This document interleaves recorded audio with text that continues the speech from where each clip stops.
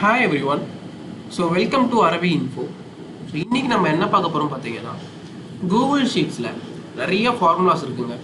So நான் என்ன பண்ணலான்னு இருக்கேன்னா ஒவ்வொரு ஃபார்முலாஸையும் வந்து ப்ரீஃபாக எக்ஸ்பிளைன் பண்ணி அதுக்கு எதுக்காக வந்து நம்ம யூஸ் பண்ண போகிறோம் சொல்லிட்டு தான் நான் ஒவ்வொரு வீடியோவை நான் போடலான்னு இருக்கேன்.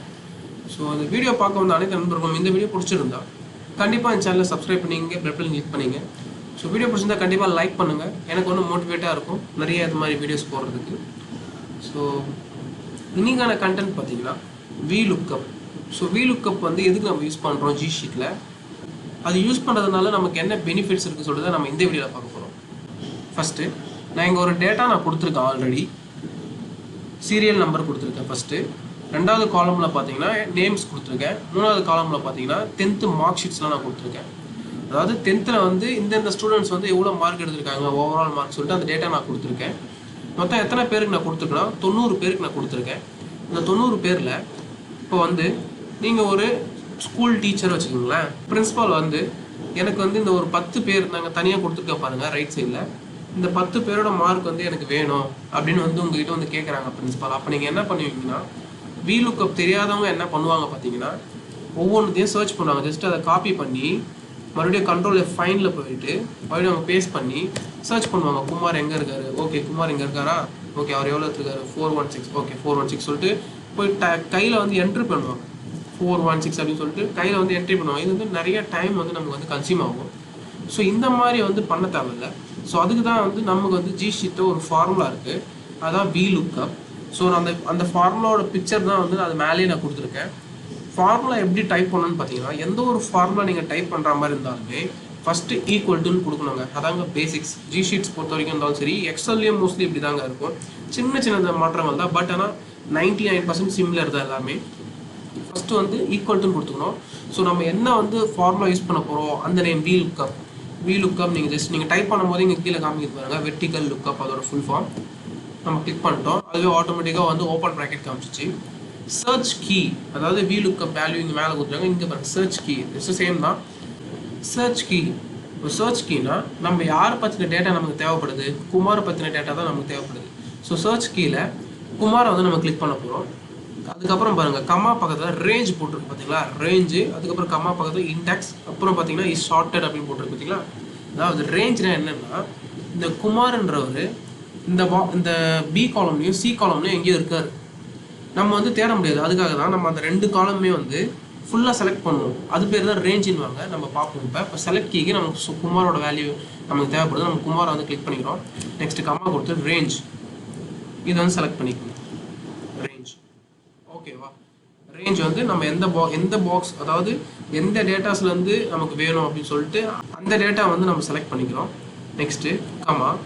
இதில் மெயினாக என்னென்னா இதுதாங்க ஒரு ட்விஸ்டே இருக்குது Vlookup பொறுத்த வரைக்கும். இப்போ நீங்கள் தேடுற டேட்டா வந்து எப்பயுமே வந்து ரேஞ்சில் பார்த்தீங்கன்னா லெஃப்ட் சைடில் இருக்கணும், ரைட் சைடில் இருக்கக்கூடாது. எப்பயுமே லெஃப்ட் சைடில் தான் இருக்கணும். இப்போ ஃபார் எக்ஸாம்பிள் நான் சொல்கிறேன், இந்த நேம் டேட்டா இருக்குது பார்த்தீங்கன்னா, அந்த நேம் தான் அந்த டேட்டா அப்படியே வந்து 10th மார்க்ஸ் இருக்குது பார்த்தீங்களா, அங்கேருந்து இந்த 10th மார்க்ஸ் எல்லாம் எல்லாமே வந்து நேம் இருக்க இடத்துல இருந்ததுன்னா அப்போ வந்து இந்த Vlookup வந்து ஒர்க் ஆகாது. சிம்பிளாக சொல்கிறாங்க, உங்களுக்கு குழம்புற மாதிரி இருந்தால் எப்பயுமே நம்ம சர்ச் பண்ணுற டேட்டா அது வந்து லெஃப்ட் சைடில் தான் இருக்கணும், ரைட் சைடில் அதோட டேட்டாஸ் இருக்கணும். ஓகே, மறுபடியும் ஃபஸ்ட் வந்து சொல்கிறேன் பாருங்கள். ஐ திங்க் நான் குழம்பிருப்பேன்.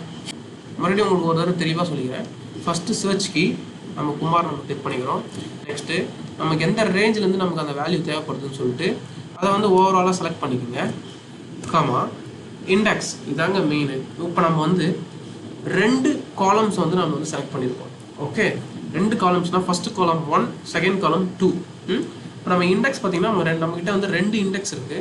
ஸோ நமக்கு வந்து எந்த இண்டெக்ஸில் இருக்க வேல்யூ வந்து நமக்கு தேவைப்படுது, நம்ம என்ன பார்த்துருக்கோம், குமாரோட நம்ம மார்க்ஸ் வந்து நமக்கு தேவைப்படுது. குமார்ன்றது வந்து ஃபஸ்ட்டு இண்டெக்ஸில் இருக்கான், அதாவது ஃபஸ்ட்டு காலமில் இருக்கான்.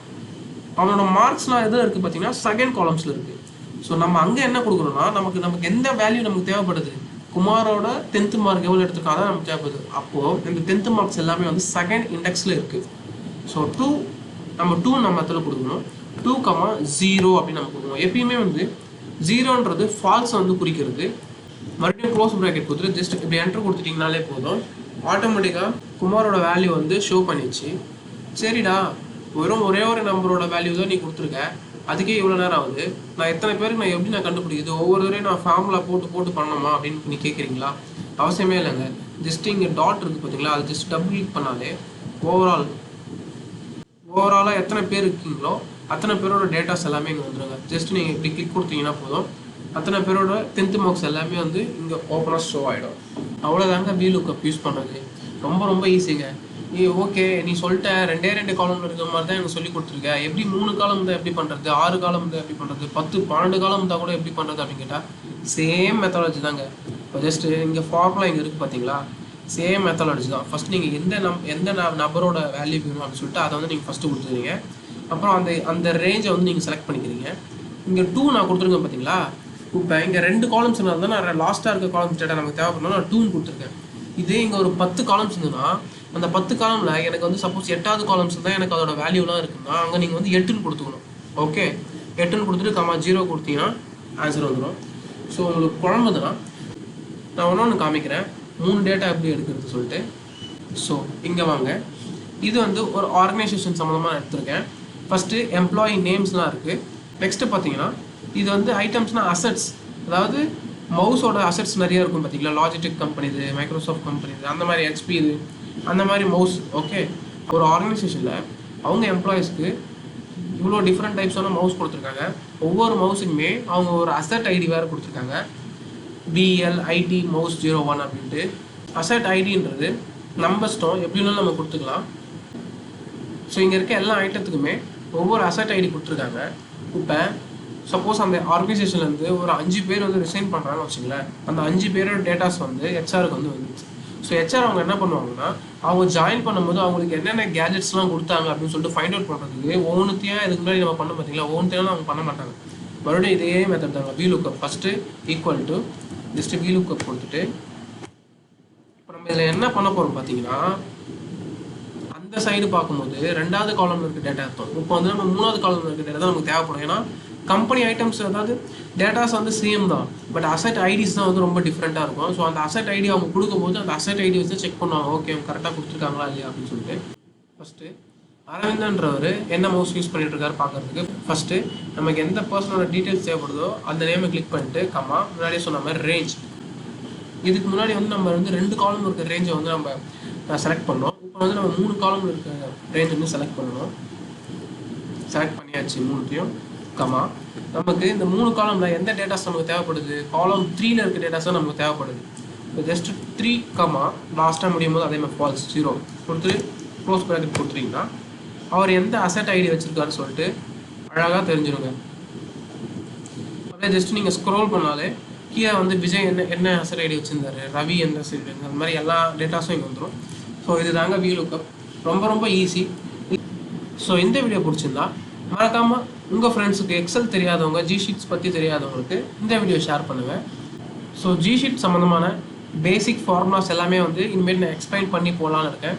ஸோ கண்டிப்பாக வந்து உங்கள் சப்போர்ட் எனக்கு தேவைப்படுது. ஸோ தேங்க்ஸ் ஃபார் வாட்சிங், பாய்.